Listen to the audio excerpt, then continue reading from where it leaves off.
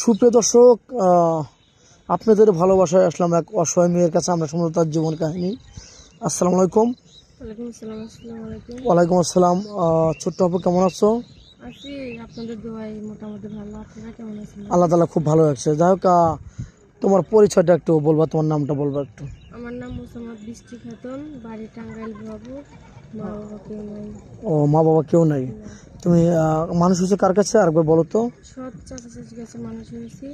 ও, চাচা চাচির কাছে তুমি মানুষ। ও আচ্ছা, যাই হোক, এখন তাদের বাড়িতে আছো নাকি? হ্যাঁ, তাদের বাড়িতে আছি। আচ্ছা, তুমি লাল টুকটুকে শাড়ি পরেছো, তার কারণটা কি একটু জানতে পারি? লাল টুকটুকে শাড়ি পরেছি ভাইয়া, দুঃখের একটা কথা। আমার আজকে দেখতে আসছিল, বিয়ে তুলে নিয়ে যাবে। আচ্ছা, কষ্ট করে আমার চাচা ধার দূর করে টাকা ম্যানেজ করে বিয়ের আয়োজন করছে। খানা খাওয়ার পরে তারা আবদার করছে একটা বাইক। তোমার চাচার তো সেই সামর্থ্য নাই। আমার চাচা কান্নাকাটি করতেছে। এখন মনে করেন যে তাদের একটাই কথা, বাইক দিলে বিয়ে করবে, না দিলে করবে না। তোমাদের তো ভাই সেই সামর্থ্য নাই। সেজন্য শাড়িটা পরছিলাম খুব না হাসি খুশি নিয়ে, তো পূরণ হইলো না। অনেক কষ্টে আছি, তারা চলে গেছে, আমি বিয়েটা ভেঙে গেছে ভাইকের জন্য বিয়েটা ভেঙে গেছে। তার খাওয়া খাদ্য করে একটা বাইক আবদার করছিল, দাবি করছিল। ওই সামর্থ্য তো তোমার চাচার নেই নাকি? তো যাই হোক, মূল কথায় আসি, যেহেতু তোমার বিয়ে ভেঙে গেছে, এখন তোমার পরিকল্পনা কি?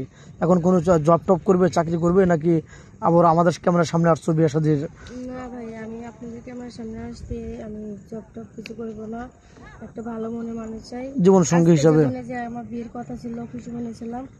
তো আমি এমন একটা ঘর সংসার করতে চাই, ভালো একটা মনের মানুষ, মাথার উপর ছায়ার দরকার, বিয়ে সাথে বসবো, তার জন্য আপনি ক্যামেরার সামনে নিয়ে আসছি। আচ্ছা, এই ভিডিও দেশ পোস্ট থেকে দেখছে, পাবলিক হচ্ছে, তোমাকে কিভাবে পাবেন? তোমার ফোন নাম্বারটা দিয়ে দাও। আমার কোনো ফোন নাই। যে পরনের শাড়িটা দেখতেছেন, এটা বিয়ের উপলক্ষে কিনে দেওয়া হয়েছিল। ও, তোমার চাচা কিনে দিয়েছিলেন, তোমারও না? যাই হোক, এখন তোমার ফোন, কোনো ফোন টোন নেই?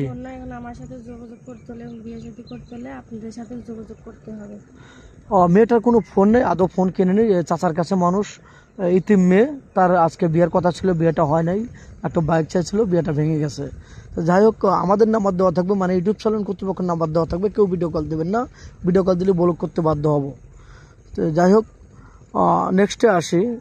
এই ভিডিও দেখে যদি কোনো প্রবাসী ভাই তোমাকে বিয়ে করতে চান, সে একটা বিয়ে করেছিল, তার ওয়াইফ চলে গেছে বা মারা গেছে, বা দুটো বিয়ে করেছিল, অ্যাক্সিডেন্ট হয়েছিল, যাই হোক, ওরকম ম্যান হলে কি তুমি বিয়ে বসবে?